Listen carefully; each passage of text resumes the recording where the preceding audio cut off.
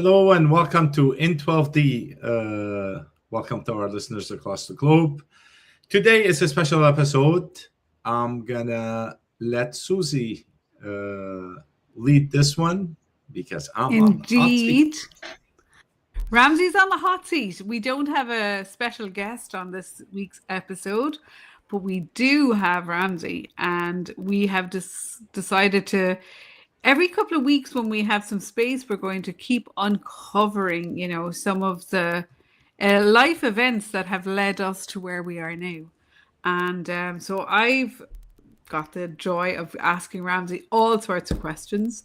You can also put your comments in the chat if you have any that you'd like to add as well. So I'm Suzi von Mensenkampff. I'm based in Ireland, and my co-host Ramzi is in South America. So we are poles apart. It's night and day over here. And basically, Ramzi, let's go back into where you left off the last time. So if you didn't catch the beginning of his story, you'll have to go back to that episode from about 2-3 weeks ago. I think it was episode 38 or 37, I think. But Ramzi started to tell us how he ended up in South America and what was going on for him. So let's dive back in there, Ramzi. Your old profession, where the intuition started to come in. My old profession died. There was a mourning process. And by the way, whoever has a job and for whatever reason you go through a layoff, restructuring, whatever it's called, there's always a grieving period. So do allow the emotions to flow. Do allow the grieving period to pass. And then, look forward for the things to come. So in my case, intuition brought me to Peru to look for herbal drinks to import into Canada. So I was going back and forth trying to figure out what to bring. And all of a sudden I said, oh, yes, I'll do this. That was like a couple of days before I had to go back to Canada. But the thing is, my intuition was telling me, like, there's something here, there's more than just this one herbal drink that I came to look for, but I couldn't figure out what it is. So today we're talking about my life events and what brought me to South America, how spirit basically guided me in the whole process, and what I'm doing today. So doing that, what happened is that I felt it. I felt there's something more than that. So, but I couldn't figure out what it is. But I focused on my herbal drink that I was going to start importing. I figured out a few things. I started to add them, make a list, But then something happened and the direction kind of changed on its own. And it had a life on its own. This is a cacao fruit. This is what it is. It looks like this. And the chocolate kind of called me. And I said, okay, fine. Maybe there's something into the chocolate. And I wasn't really, to be honest with you, other than eating chocolate, I know nothing about making chocolates. So I got introduced to chocolate, what is called a cacao paste, basically that fruit that you just saw. There's a process that it goes through, and then it comes into a block of cacao paste. So with this paste, I started to experiment and look for, let's say, different formulas in order to come up with different type of chocolates. But all that was kind of guided, I was able to look somewhere and I found a formula for a dark chocolate, and then I played around with it, and then what am I going to call the dark chocolate? What is dark chocolate meant to me? So I kind of like meditated on it a bit, and I needed something spiritual to come to give it a spiritual name, to give that dark chocolate. But I wasn't Hold sure on a second. So how I'm going to back you up. Like yeah. Sorry. I go on there. Tell me a little bit. So you're saying you needed a spiritual name for the chocolate. Like, why? Did you think it would sell better if it had a spiritual name? Or what? Like, break that down a little bit for me. Yeah, well, because I was guided to come here, because I was guided to change my direction from herbal drink into chocolate, I thought the right way to do it is just to go with a spiritual name. So I said, okay, fine. What am I going to call a spiritual name for a chocolate? So I kind of meditated on that part, and I said, okay, it's guided by spirit. Like, let me figure it out. And yeah, you have a question before I? Well, yeah, again, I want to give listeners a real opportunity to know. It's easy to say I was guided, but what does that feel like? What does that look like? Do you hear a voice? Do you see a vision? Do you have a dream? Like, there's multiple ways it can happen. What actually happened to give you that message? Like, how does spirit speak to you as an individual? Okay. It does speak to me in different ways, but in this particular instant, on this particular path, there was multiple parts of it. One, there is the knowing part. Like, I knew this is the right thing. Like, there's a feeling inside that kind of rises that, yes, this is the right direction. Mm-hmm. Two, there's a whisper that comes every now and then, like chocolate, for example. Chocolate. So you're thinking tea. Yeah, you're thinking tea, but you keep picking up this impression it's actually chocolate, it's not tea. Yes. Yeah? Okay. But coming from a chocoholic, I just brushed it off, okay? Because I thought I had to eat the chocolate. Okay. Yeah. But then I actually listened to it. And I said, okay, fine. So if it's chocolate, where do I go? And then, but I know nothing. I don't speak the language. I know nothing in this country. So, like, just help me out to see or to find what I'm supposed to do. And then I found a supplier. I talked to people. And I said, okay, fine, I need a machine. So I got a machine to grind the cacao paste. Then was able to find the formula. Then now I have to give it a name. I don't know why. Yeah, I know. Chocoholic, hearing that is just awesome. And then I go, I don't know, why do I need to give it a name? Like, really, chocolate, you just call it dark chocolate, and that's the end of it. But for me, it needed a specific name because it's not just a chocolate bar. It's more than a chocolate bar. So it has to have its own name, its own character. That's where it all went to be honest with you. And then from there, I started searching, and then I said, oh, yes, that's what happened. The tulip came to mind. I said, there's a black tulip. Let me see what a black tulip means. And then I went into the black tulip. It turned out to be a midnight tulip, which is actually opens at midnight, where spirit rises. And it had a spiritual meaning. I go, oh my God, I found it. Midnight tulip. So I called my dark chocolate Midnight Tulip. So now for the listeners, you've learned the craft of making chocolate. Like, that's part of this discovery. You've been learning about it. You've been practicing. You've been kind of molding dark chocolate.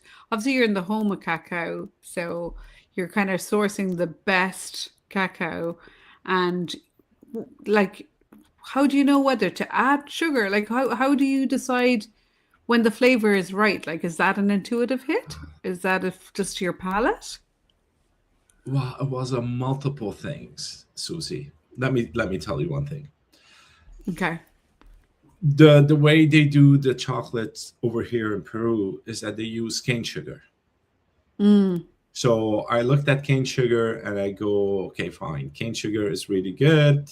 The thing is, to me, it was one step away from white sugar. And I know we're all being we're all moving away from white sugar or processed food. So we're trying to go to the basic, to the raw food.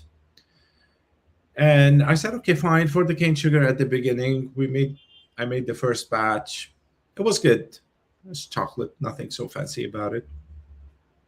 But it needed more. I needed to look for something else. And I wasn't sure what it was. And in my pantry, there was coconut sugar. I had bought it once to try something else. It didn't work. It was horrible. Oh my God, who would ever use coconut sugar because it's so strong, the taste, that it actually overpowers other tastes. So it kind of like, here it is, I'm a coconut sugar, I'm here. So I was making a second batch. I was trying to make something, and I ran out of cane sugar. So I was looking at it and I go, oh, you know what? Let me just try it. But now, was this guided, or was it, what do you call it, a coincidence? And I truly believe in guidance all the time, even if it was in the pantry. So I went there, I took it out, and I added it to chocolate, and I go, let's just see what came out.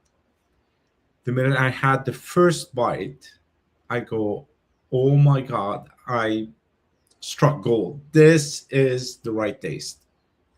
Why? Because I'm using raw coconut sugar with, of course, organic cacao from over here, although improved, they're small farms, so they don't spend money on labels to get, but they're all mostly are organic farms, and I source it from the right farm too.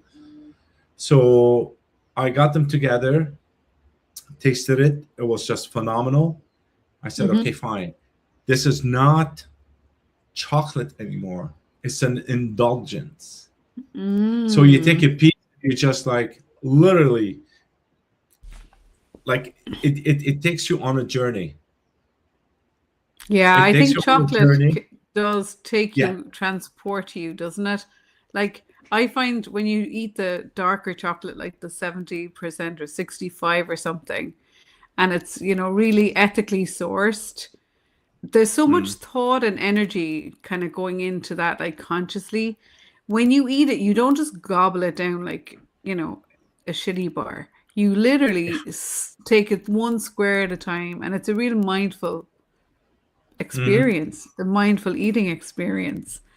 So I'm just visualizing tasting the chocolate now, and you've really thought it through. And so, and another thing I'm thinking about too is like everything has a consciousness. So like the chocolate kind of comes alive, I guess. There's an alchemy, like when you combine the right ingredients and you prepare it and then you taste it, like there's a certain kind of an alchemy happening, isn't there? Like, was that your experience?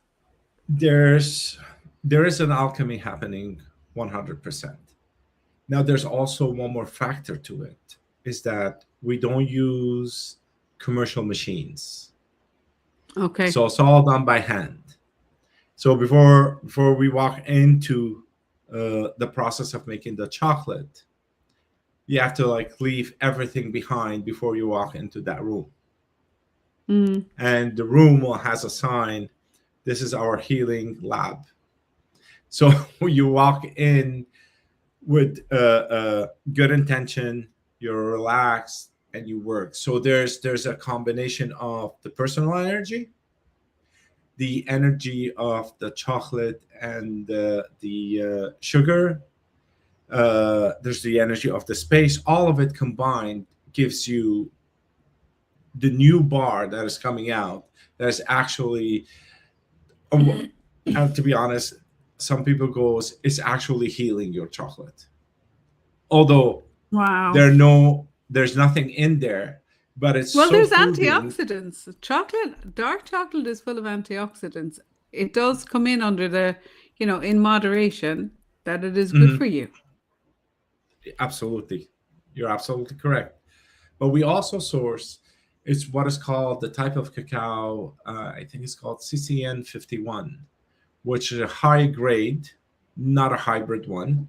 So we do also look at the quality of the cacao itself. So certain farms, what they do is that they create a hybrid cacao, and I don't know how the process works. And that cacao, which I did buy the paste to check it out and taste it, but it wasn't the high quality of taste, texture, and everything that the regular cacao has. Okay, it's half price, but it's not worth it. For me, it wasn't worth it. So it's all about the quality, really, of the product. And I know that you go and you visit and you meet the farmers and you see the whole, every stage of that, from the beans being planted to the trees to the harvest to the grinding them down, like drying them all out, all of that process. Mhm. It's all really done from a place of love, I would say, like, because these guys, this is their passion. 100%, 100% Mm. correct. The farm that we source from and the one that we're going to be sourcing from, we added another farm to our list, which is, I think, I didn't get the, here it is. Mm. Ah, I can almost so smell it. Smell of vision. so I was working with this gentleman into crushing the cacao nibs and by hand. Okay, so now they don't use those old machines anymore, but there's another process another machine that they use, which is similar to this one, but it's just a Mm-hmm. bit more automated.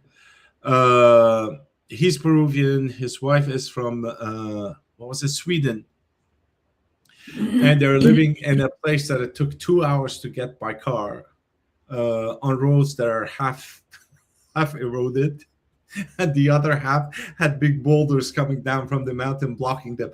It's just an awesome trip. But anyways, so we get over there and they have, I don't know how many trees they have in there. They make over 500 or close to 700 kilos of cacao paste a year. And the thing Wow. is, they don't just produce that. What they do is that they create kind of an ecosystem where they have Mm. flowers, different plants. There was what do you call that? Vanilla beans. There was banana. There was, so the whole thing works together. And also Mm. they have what do you call it?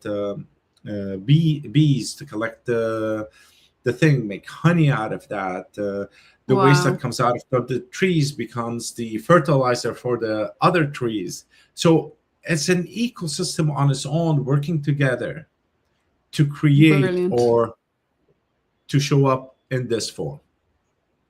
Wow. Like that's what you want to be eating, isn't it? Like you don't want to be eating tons of chocolate, but when you do have that indulgent square and that mindful moment, Hmm. it's got to be this at coming from this level like of attention and to detail and yeah, just that the whole process is, oh my God, somebody made a Yeah. mad comment there. They have a point. They have a point. But anyway, Yeah. um, I haven't seen many monkeys, to be honest. But so yeah, like I want to talk a little bit more about like when this product comes to market, like when people can finally really be able to like purchase their own online and it's a healing chocolate. How's that ritual going to, can you give us a bit of a sense of what that's going to entail?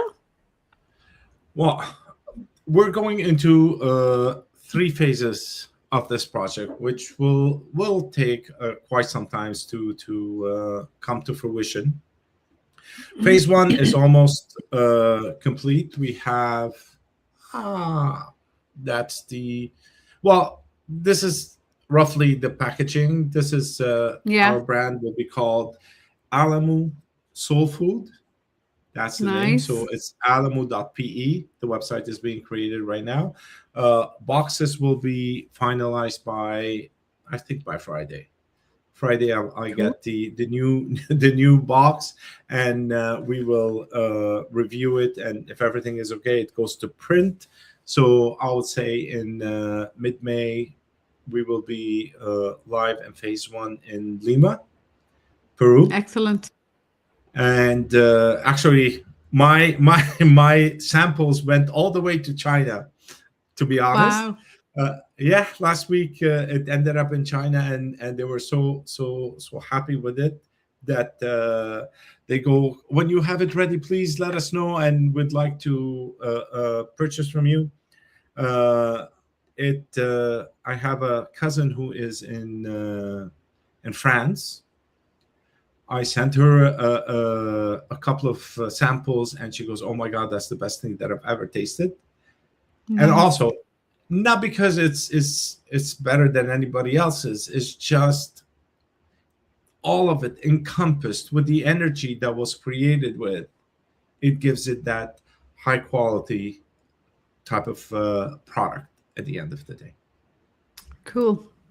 So I know that at some point along this trajectory with the chocolate, that it's going to bring meditation, maybe a mindfulness practice that you can tune into as you're eating. Like, I've taught mindful eating at a lot of retreats, even in a corporate setting. They loved the day I came with the chocolate truffles and trying to contain everyone so they'd only take a smell and and when you're mindfully eating something, like before we even open it, like you're looking at all the packaging, you're really taking in the whole experience. And then it's like thinking back of, this originates from the chocolate bean, the cocoa bean, and all the different things that it has to go through to get to the moment where you're holding it in your hand.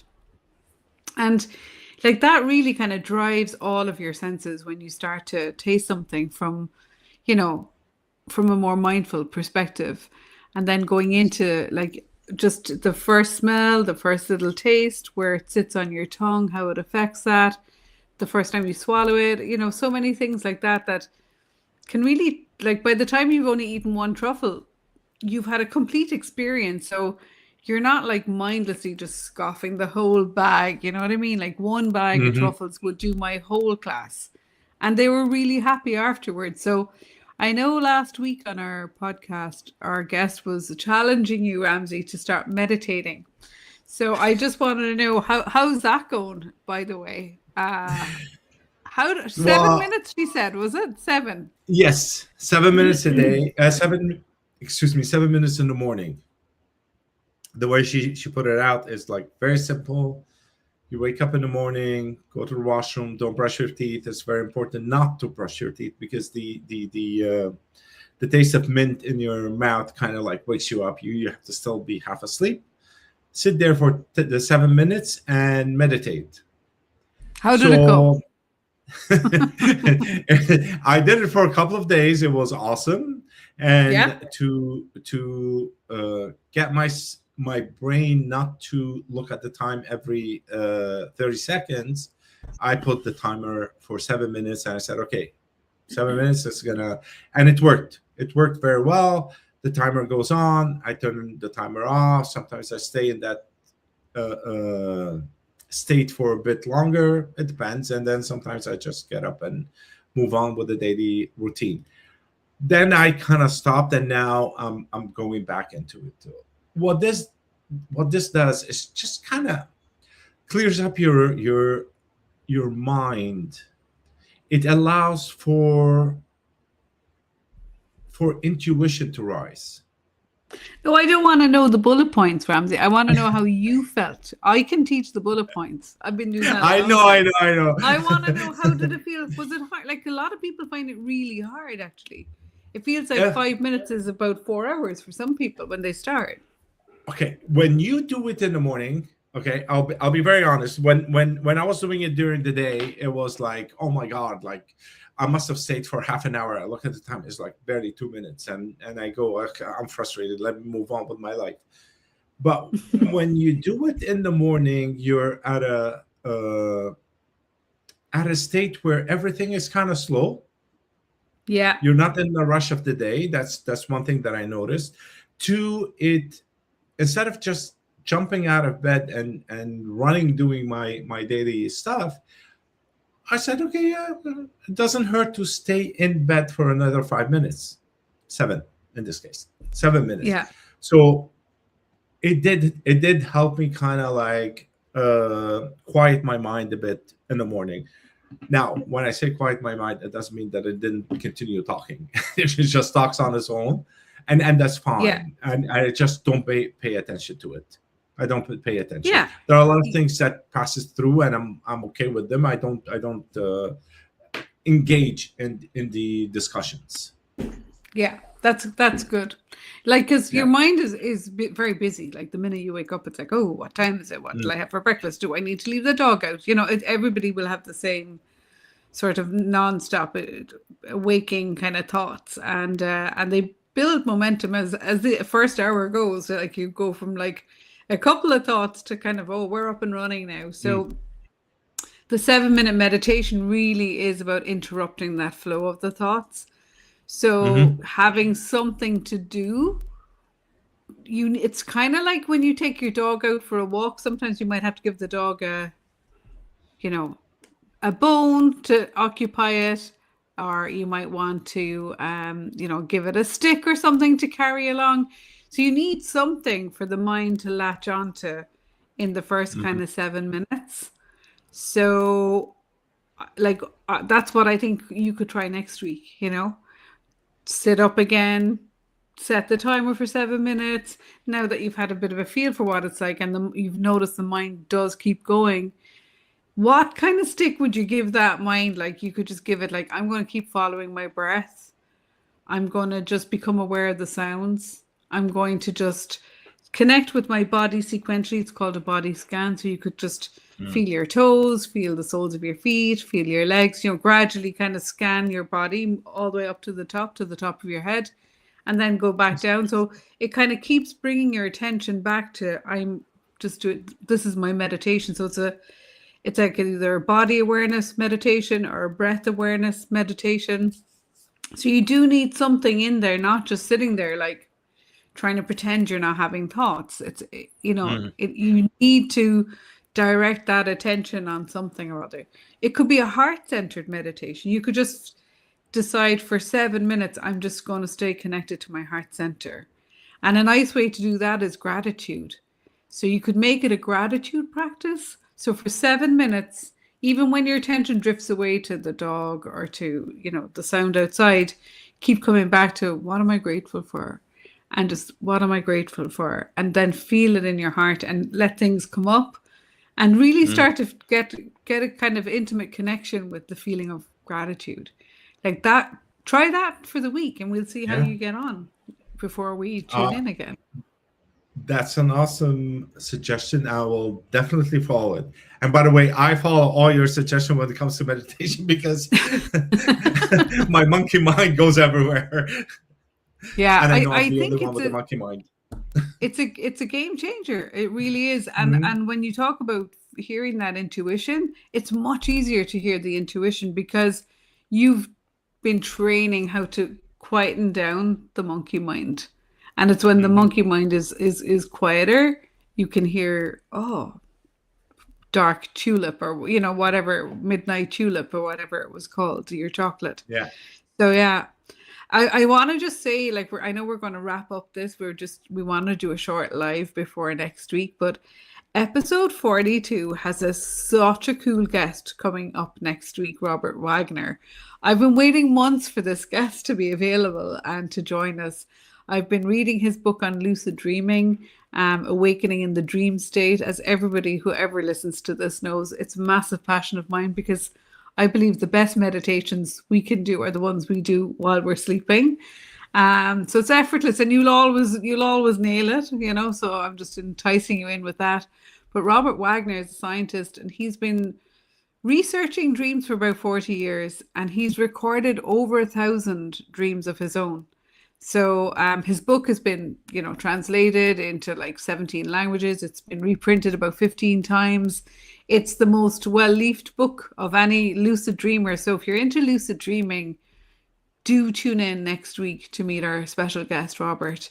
And I'm so excited about it. Same here. Can't wait. And do do keep us on your feed by liking and subscribing. This way you'll know when the next time we have Unmasked to continue unmasking your co-hosts. And hopefully one day we'll get to Suzi and her meditation because she's really good, especially the yoga meditation. Dream yoga. Dream yoga. Yoga. Sorry, I always mess it up. Don't worry. But it's It's a game changer. It really is a game changer. And Mm. I'm still only at very early days of it myself. But the more I'm learning, the more profound it is. And the more you learn about becoming more lucid, you can start to work within the dream state. You can transform the dream. You can face your fear. You can kind of overcome your greatest nightmares, and people develop a lot of anxiety, and part of the reason people find it hard to sleep is because of those kind of heightened states that they get into, whether it's real or imagined, if it's just from Yeah. watching too much kind of scary TV. So these practices can really change everything for you. And then you can have a lovely other ritual of having some really good quality chocolate, which I'm all for. Well, soon everybody will be able to try those chocolates, and we can have a what do you call it? I think we should have a panel one day with all the people that tried it and get their feedback and how it changed the way they see chocolate, actually. Yeah, or taste it. Yeah. Yeah. All right. That's it. Well, So this is us, Susie, thank you. Unmasked. Thank you all for being with us, and we'll see you next week with Robert Wagner, correct? Yeah. All right.